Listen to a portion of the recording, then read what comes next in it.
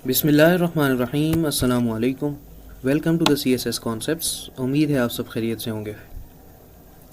तो स्टूडेंट्स, मैं आज आप लोगों को वो टिप्स बताने वाला हूँ कि जिस पर अगर आप अमल कर लें तो कोई एग्ज़ाम भी पास करना इतना मुश्किल की बात नहीं है। आप ज़्यादा चांसेस में हर एग्ज़ाम्स या हर पेपर को क्रैक आसानी से कर सकते हैं। जो टिप्स मैं आगे आपको बताने वाला हूँ, तकरीबन 7-8 टिप्स हैं। ये बातें हर एग्ज़ामिनर बच्चों के पेपर में ढूंढने की कोशिश करता है, लेकिन उसे ज़्यादातर नहीं मिलती हैं। इसलिए CSS, PMS और अदर कम्पिटिटिव एग्ज़ाम्स में फेलियर का रेशो ज़्यादा होता है। तो फर्स्ट टिप है कि ज़्यादा से ज़्यादा आप कोशिश करें कि राइट क्लियर जॉइनिंग राइटिंग नहीं होनी चाहिए कि एग्ज़ामिनर को मुश्किल ना हो। एक वर्ड या एक सेंटेंस पे ज़्यादा वो सोचने की कोशिश ना करे, उसको जल्दी आसानी से समझ आ जाए। और सिंपल इंग्लिश,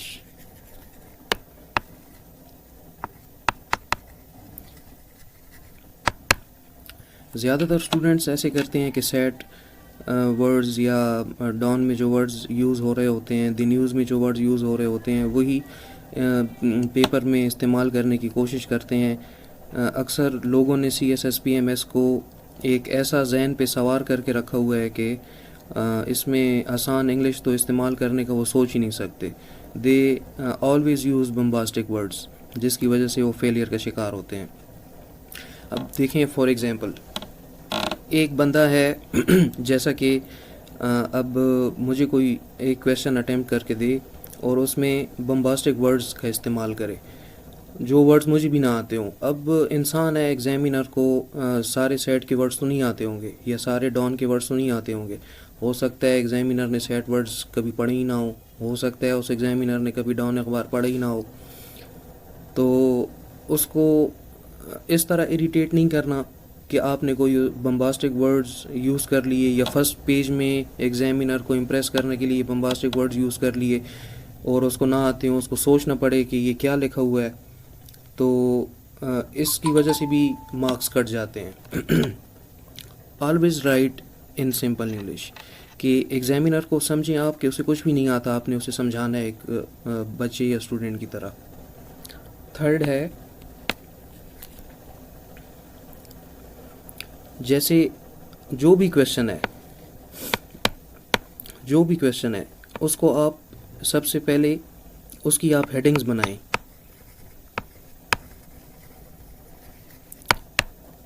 तकरीबन 10 से 15 हेडिंग्स होनी चाहिए 20 नंबर के क्वेश्चन के लिए।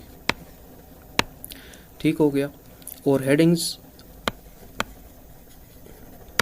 हमेशा सेंटेंसेस में होनी चाहिए कि आप उस हेडिंग के नीचे पैराग्राफ में क्या लिखने वाले हैं वो आपने एक ही सेंटेंस में डिफ़ाइन करके लिखना है, एग्ज़ामिनर को सही समझाने के लिए कि आया आप इस हेडिंग के पैराग्राफ में क्या डिफ़ाइन करने वाले हैं।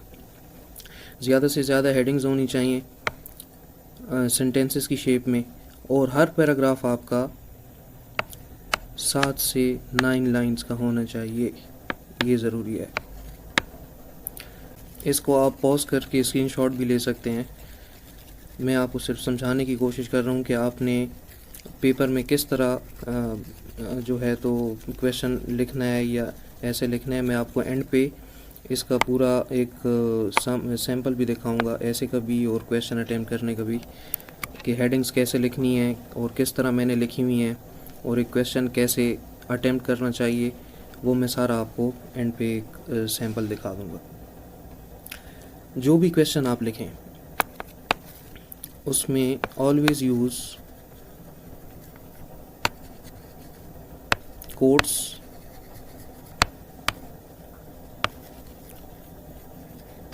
बुक्स रेफरेंसेस, स्टैटिस्टिक्स और कंपैरिजन। फॉर एग्ज़ाम्पल, अगर आप एजुकेशन के हवाले से लिख रहे हैं या वार ऑन टेरर के हवाले से लिख रहे हैं या वाटर क्राइसिस के हवाले से लिख रहे हैं, तो उसमें आपने कोशिश ये करनी है कि फ़र्स्ट पेज पे ही कोई कोटेशन, कोई बुक रेफरेंस या कोई स्टैटिस्टिक्स, डिफरेंट ये नेबरिंग कंट्रीज़ के कंपैरिजन्स स्टैटिस्टिक्स के, ये सारे आपने इसमें से कुछ ना कुछ आपने इंट्रोडक्शन में या फर्स्ट पेज पे लिखना है फॉर गुड इम्प्रेशन।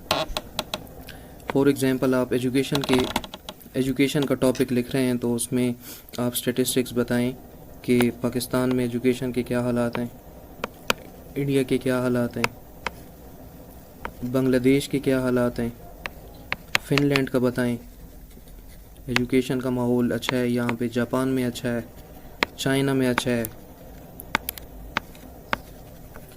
ये सारी चीज़ें आप लिखेंगे तो एग्ज़ामिनर इम्प्रेस होगा और एक अच्छा इम्प्रेशन पड़ेगा।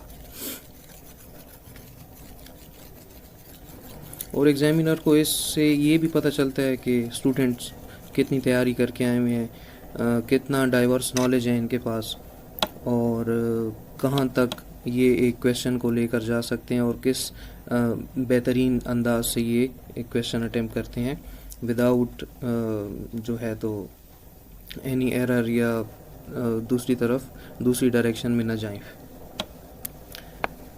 फिर है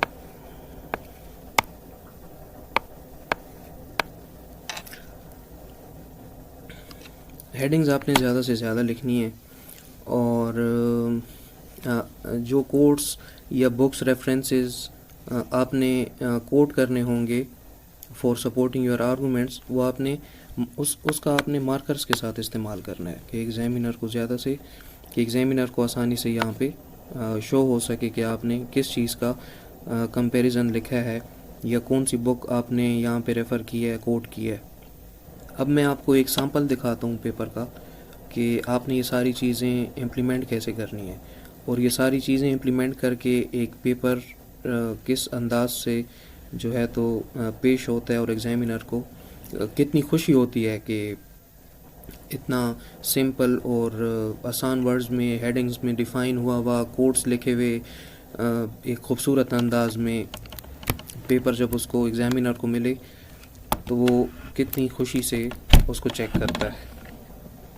इसके अलावा ज़्यादातर स्टूडेंट्स ऐसे करते हैं कि सारा क्वेश्चन लिख के आगे जब कंक्लूजन की बारी आती है तो कंक्लूजन की हेडिंग दे के नीचे लिखते हैं in a nutshell, in conclusion, to conclude. ये चीज़ें आपने कंक्लूजन में नहीं लिखनी। You have already written conclusion in your heading, तो कंक्लूजन के बाद in a nutshell, in conclusion, to conclude लिखना एक बेवकूफ़ी है। आपने ऑलरेडी एग्जामिनर को बता दिया है कि मैं ये अभी कंक्लूजन लिखने वाला हूँ, तो नीचे ये फ्रेजेस या ये वर्ड्स लिखने की क्या ज़रूरत है।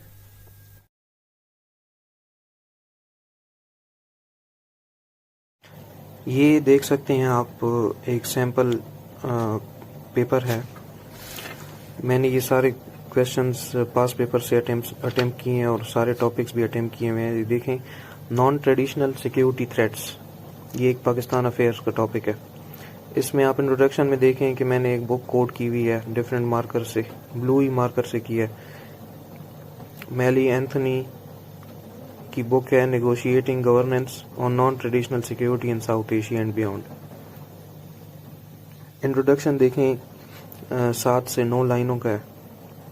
नीचे दोबारा हेडिंग है, एक सेंटेंस में बना के लिखी हुई है, a report by sustainable development policy institute.